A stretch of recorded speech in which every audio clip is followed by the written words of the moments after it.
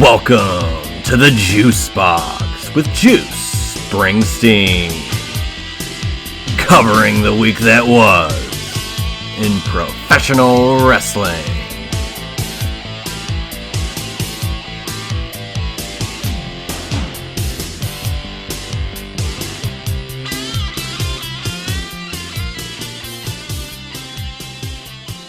And hello everybody, and welcome to this week's edition of the Juice Box, the final Juice Box episode of 2025. Although it's airing to begin 2026, this is the first time we will be doing this on this show, a little predictions show. Here on the Juice Box, I will be making a few predictions based off of a couple of topics. I also took some questions from Wrestling Nation for potential predictions, and I'm going to answer them and give my thoughts. You know, predictions are what they are. You know, a lot of them are cold takes. A lot of them never come to fruition, but I predicted Jey Uso would win the Royal Rumble last May, and he did in May of 2025, and May of 2024, and he won it at January or February 1st, 2025. You're getting the years all mixed up. But, a lot of predictions never come to fruition. A lot are mired in injury or creative lack thereof, or maybe my predictions are just terrible. One way or the other, I think they're all very fun. And, of course, I put them out on Twitter all the time, but it's nice to have some of them in audio form just in case one hits. It's nice to have, as the kids say, a receipt. Before we dive into all that, and we'll also be talking a little bit of what happened at World's End, AEW's pay-per-view over the weekend.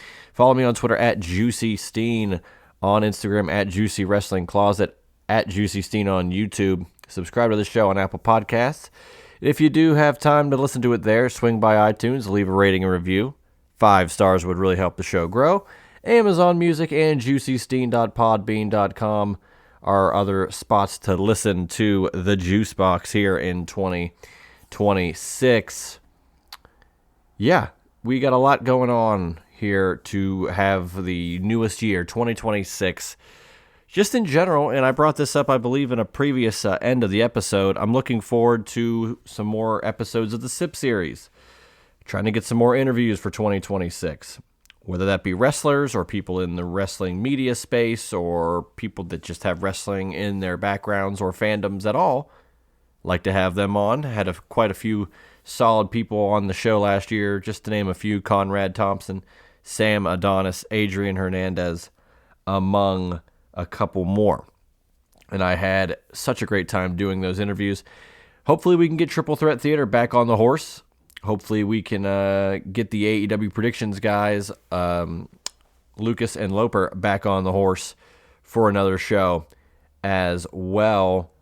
Of course, we've got Main Event Maniacs, Brian and Jay. They will be producing more content here in 2026, as well as I'm sure I'll be on, No Dirt, Just Dialogue with Jordan and Andrew Baydala. I'll be featured every now and again on the Shining Wizards podcast as well. Those guys are always a hoot. And, of course, anytime I can get to feature in with the Wrestle Collective folks over there, that is also a fun time. So looking forward to the 2026 slate of the Juice Box and where I will be.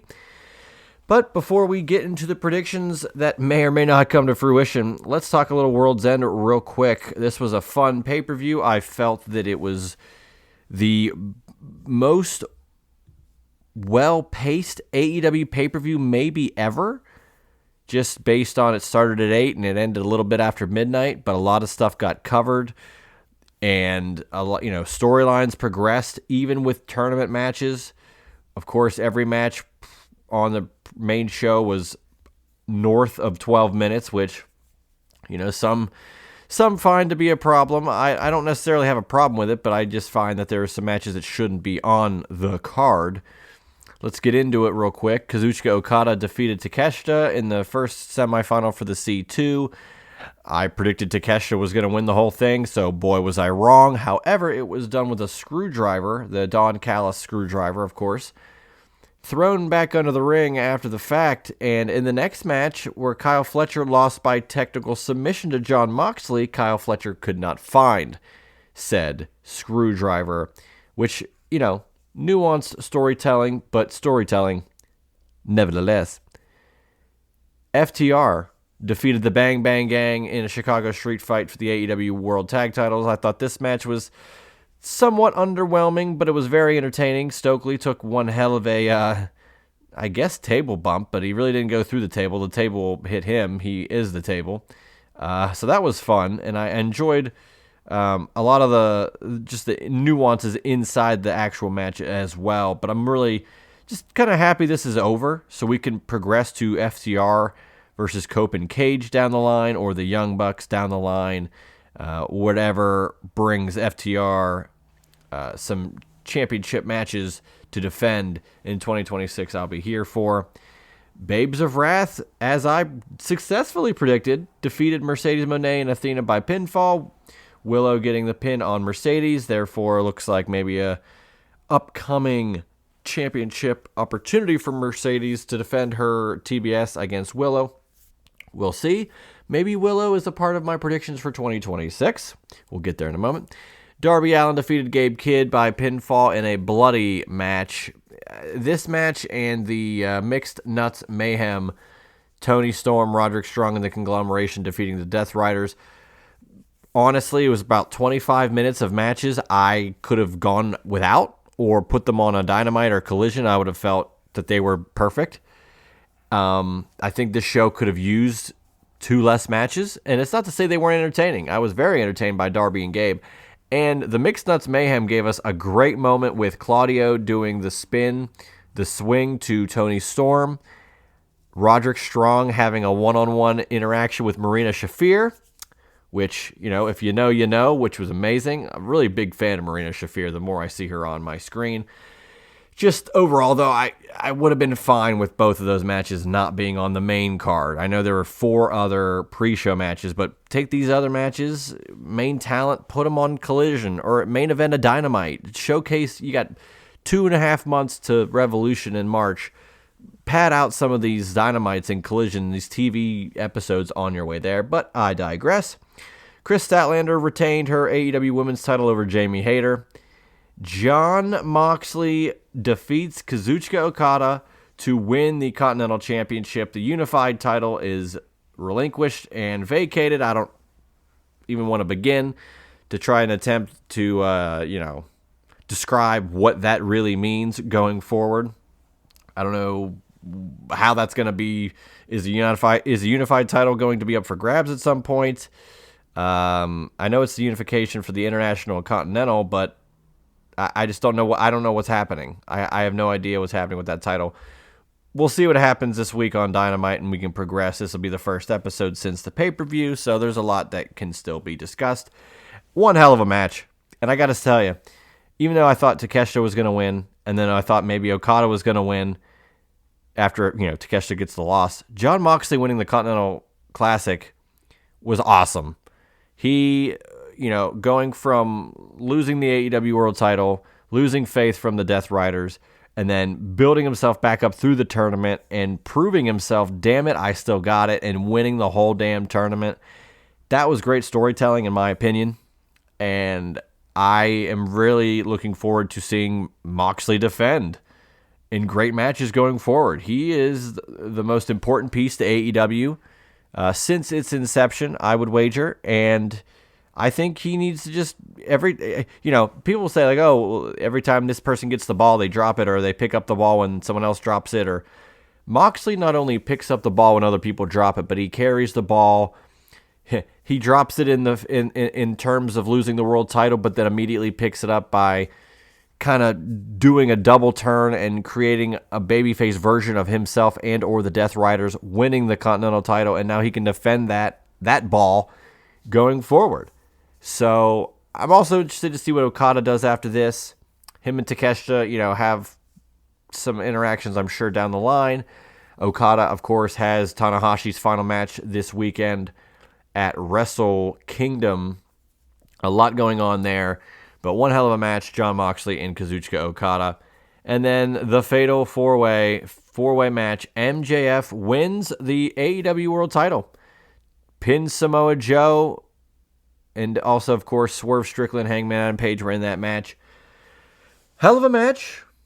You know, it was somewhat predictable. MJF cashes in his Casino Gauntlet. And, you know, it's assumed, well, he cashed in. He's not going to lose it. And I kind of pushed back on that, saying, well, he doesn't have to win it to be a heel. And there's more to go with that. But I also thought, you know, back when MJF kind of left for a little bit, I believe after All Out, and he said, you know, you're going to see an MJF you've never seen before or something to that effect.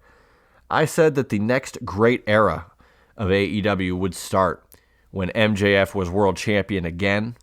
And here we are, and it's the beginning of 2026. So I'm hopeful that that actually persists, and we see what MJF does as AEW world champion once again. A guy that, you know, now he's the two-time champ. The first one was the longest reign in AEW's championship history, 406 days. So there's a lot left for MJF to do in this company. And to me, he's the Ric Flair of AEW. And we'll see what 2026 brings. I have a lot of faith that he'll be able to string together some great matches, build up some new opponents and some baby faces along the way, and maybe even hold the title until All In Wembley for one Will Ospreay to potentially take it from him. All in all, like I said, I thought AEW World's End 2025 was the most concise, top-to-bottom card, well-paced show, pay-per-view wise, that they've ever done. And I'm looking forward to seeing what 2026 holds for AEW. And in wrestling in general, we come now to the predictions portion. Like I said, this was never going to be a super long episode, but I wanted to touch on World's End, and then I wanted to go over some predictions I came up with and then answer some prediction-based questions that Wrestling Nation threw out to yours truly in anticipation of this show. So, right out the gate, I wanted to predict 3 champions that will be crowned in both WWE and AEW. Some are specific, some are vague, but they're all unique individuals that I think will win championships.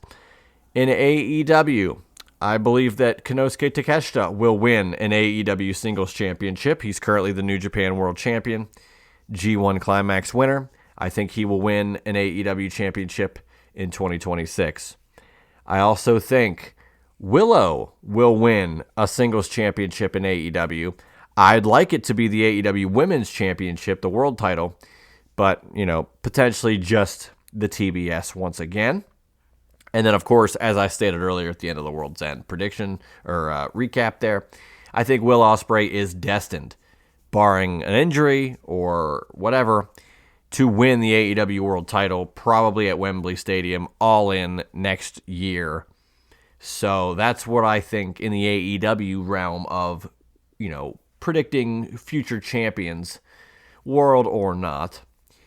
WWE, I believe Braun Breaker will win the World Heavyweight Championship. I'm not sure if it will be on January 5th, where he could defeat CM Punk. Maybe you get a Chris Jericho interaction or interference or something. But I do think him and Rollins, and there's a lot left that isn't done. So I'm looking forward to seeing how that all shapes out. But I think Braun Breaker for sure will win a world title in WWE in 2026, probably the World Heavyweight Championship. I firmly believe we are back on track for another Roman Reigns WWE Championship reign. It's been quite a long time, 2024, April of 2024, so maybe by the time he wins it back, it would be 2 years since his last reign. Pun intended. I believe Roman Reigns will be the WWE Champion once again in 2026. I just think it's time, and I think it's time, you know, what was good before can be great again.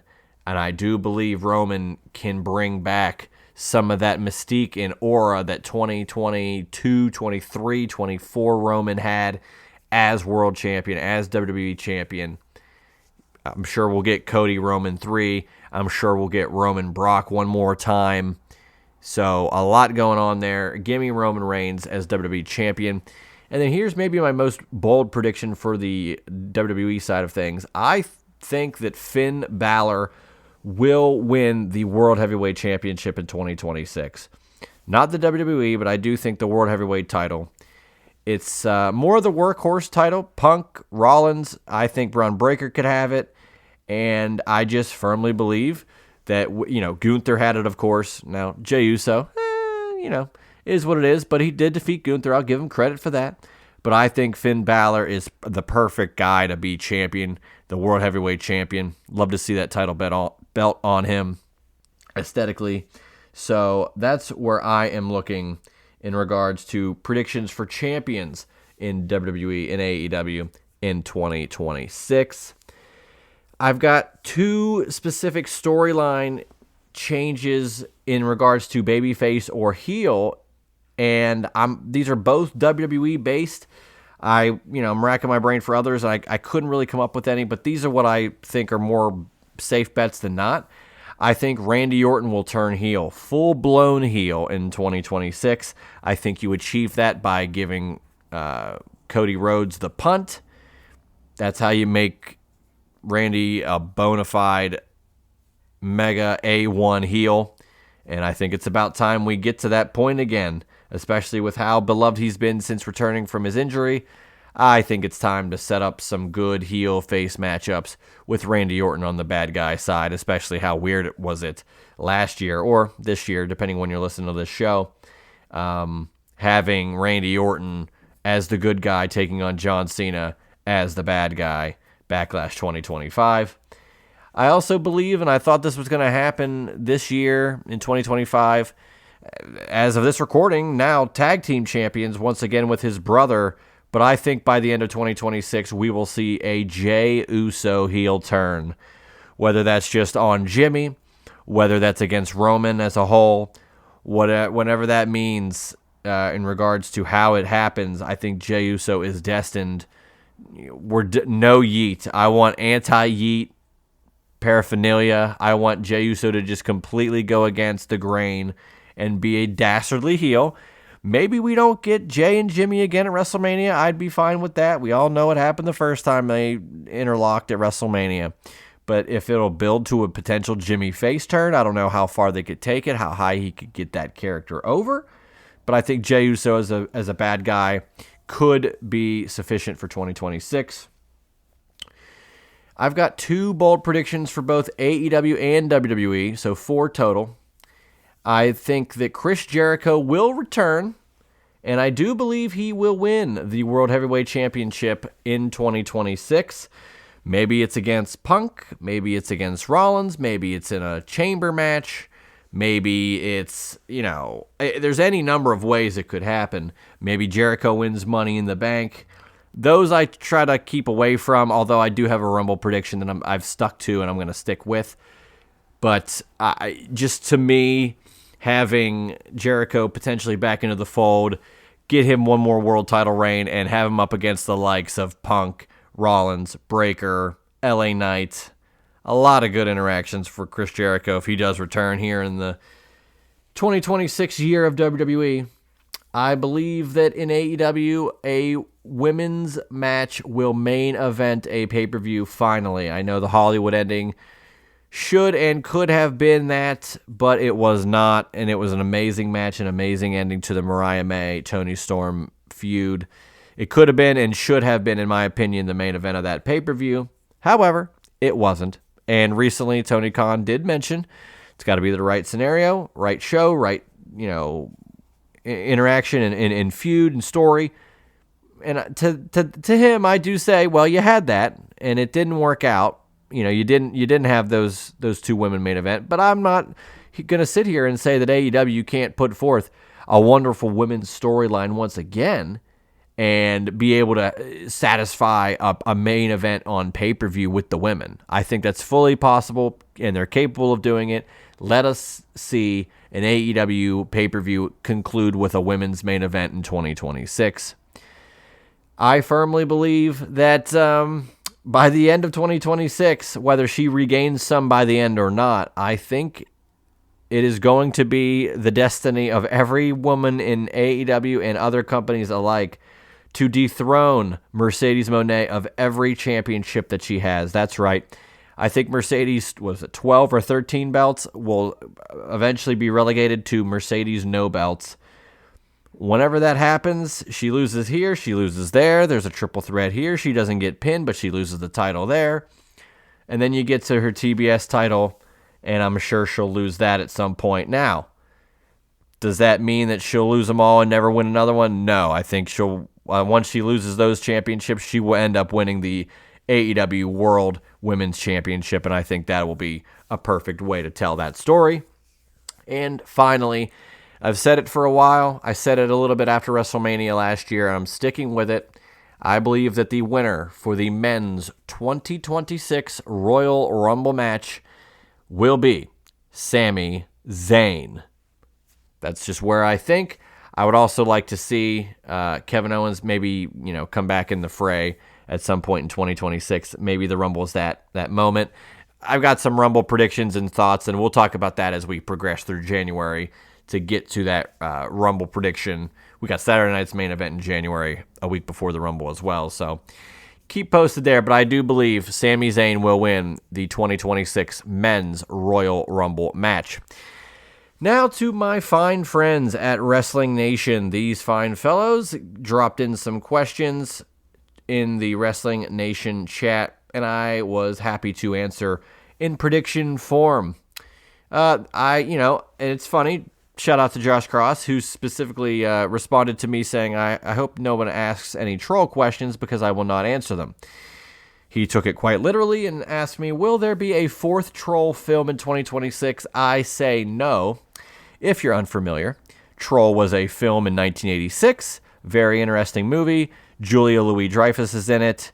Please go out of your way to see what she looks like in that film. That's 4 years before her debut on Seinfeld. The main character of the Troll movie in 86 is named Harry Potter. Make that make sense. And then Troll 2, the sequel, completely unrelated to the first Troll movie. However, it is an amazing, amazing, horrible movie, and it was not filmed to be horrible. It was treated serious, and it's just horrifically acted and timing and stories and everything. But it's the most, to me, it is the greatest, worst movie. So go out of your way to watch Troll 2 because, man, you can't piss on hospitality. I won't allow it. There's just so many great quotes in that movie. Go see it. And technically, there is not a Troll 3. The sequel to Troll 2 is there, and it's called Contamination Point 7. But, I don't foresee a fourth Troll movie in 2026. Will we see John Cena again in any capacity in 2026? I do think so. I'm not sure if we're going to get, and that was from Lucas, by the way. I don't think we're going to see a Hall of Fame for Cena just yet. I think Stephanie McMahon could be that headliner. However, I could see Cena and her co-headlining in a way because of how intertwined they are, of how Cena got into WWE on a more consistent basis with the rapping thing, and Stephanie kind of noticing that and saying, hey, let's get this guy out there. He's got a lot of talent. So outside of a Hall of Fame thing, maybe he'll host WrestleMania. Maybe that's too early, especially when it's 4 months after the fact. But I think we'll see Cena at least one more time in 2026. I don't know what that'll be, but you'll get the music, you'll get a pop, depending on what it is. And as long as it's for the right reasons, I think it's very, very likely we'll see Cena again in 2026. Will CM Punk main event WrestleMania Night 2 in 2026? This is a Josh Cross question. Man, he main evented Night 1 last year. I'll tell you this, if it's Cody Roman 3, CM Punk will not be main eventing Night 2. He will potentially main event Night 1, and I think that's fine. So I'm going to say no, he will not main event Night 2 of WrestleMania in 2026. Another Josh Cross question, who will Chris Jericho's retirement match be against? And do not say Gunther. Because I do think Gunther's going to start retiring guys. He had Goldberg's last match, put him out to misery. He finished John Cena's career, tapped him out. I could see Gunther retiring Brock Lesnar. I could see him putting AJ Styles into a retirement. And as much as I'd like to say Chris Jericho would be, done out by Gunther, I kind of want to see an LA Knight get that distinction in just a straight up one-on-one like WrestleMania match where you beat me, I'll retire, something to that effect. I think LA Knight and Chris Jericho has such immense potential as a huge feud in WWE. I just want it to happen. I want to see the promos. I want to see them go back and forth. I want to see Jericho cut LA Knight down to size, but I know LA Knight can defend himself in an elite way because he's incredible as a promo. And I think the matches could still hold up. I think Jericho looks shredded these days, and I'm here for it. So let's do LA Knight to be the guy that retires Chris Jericho, if it is not Gunther. Lucas with the two final questions. One is kind of a joke. It's a bonus. How many more belts does Tony Khan introduce over the course of the next year? I'd like to say 0, but with the unified title being vacated and relinquished, I always feel like there's room for something else. So you might get some maybe another women's title in some way. Maybe they'll take away a title. Maybe they'll give the women a Dynamite Diamond ring. Something, I don't know. I could see a new championship being created. Maybe a women's national title. A women's national title could definitely be in the works, but that's, that could happen in 2026. I'm not going to rule anything out. And then, how many AEW men's world title changes do we see in 2026? This is the final question I'll answer here from Lucas. Shout out to Lucas and everybody in Wrestling Nation for contributing their thoughts and questions, predictions, Ask Juice questions all throughout 2025. Contributing to the show, Josh Eisenberg, of course, as well, being a part of that. And the Triple Threat Theater guys, everybody involved. Matt Presto, of course. Hopefully we can get him in an episode of the Juice Box sooner rather than later. Damn it, he's been on every other program that I've ever created in the history of me doing wrestling content. How many AEW men's world title changes do we see in 2026? So MJF just won. So that doesn't count for 2026. I think Will Ospreay will win the world title. And I could see one other. But I'm going to say, wow. I'm going to say 3 world title changes. I think MJF loses it. I think Will Ospreay is the person to win that title. I don't know if it's off of MJF or not, but let's say it is. So Will Ospreay gets 1, and I think Will Ospreay could be taken away. I think there's 3. I think 3 world title changes could happen within the next 12 months. Will Ospreay would be the one I could see winning it again. I don't know if Hangman will get it. Maybe Mox gets it again. Maybe someone we don't know. Maybe Darby Allin gets into the fray. Maybe Swerve gets the world title again. Maybe, just maybe, Kenny Omega wins the AEW World Championship again and then loses it to Will Ospreay.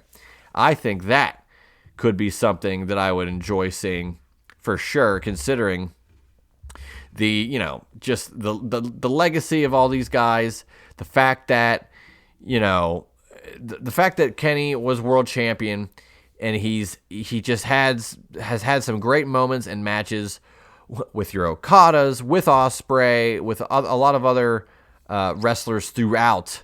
Takeshita more recently. With those guys, I think Kenny Omega potentially getting the world title one more time would be great to see, especially when we don't really know how much time he's got left in ring as a singles competitor, his health, of course, and just the style he wrestles. But I think 3 world championship changes we will see in 2026 for AEW. For WWE, specifically with the WWE title, I think maybe 2. The World Heavyweight title, I could see upwards of 4. So we'll see how that pans out in 2026. But looking forward to 2026. Like I said, and I said it in one of the previous episodes, really appreciate everybody that's collabed with the Juice Box over the past year. The last 3 years as we begin year 4 on the Juice Box. So shout out to everybody in Wrestling Nation.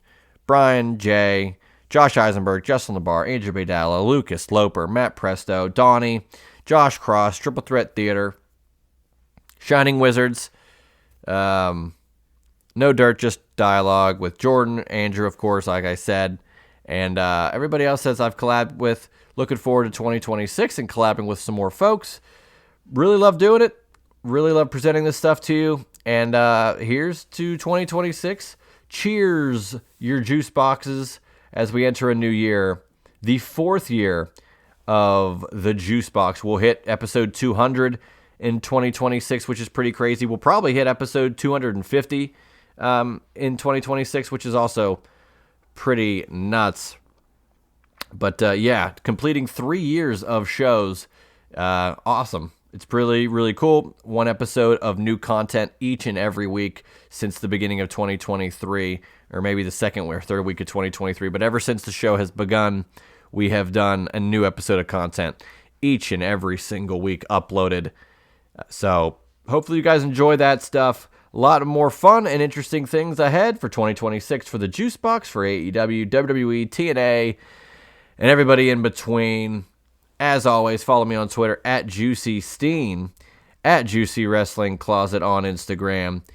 Subscribe to the show on YouTube at JuicySteen. Hopefully we'll get some more video stuff up there as well. Listen on Spotify, Amazon Music, Apple Podcasts, via iTunes, where if you listen to it there, or Spotify, leave a rating and review. 5 stars helps the cause out for sure. JuicySteen.podbean.com. Yeah.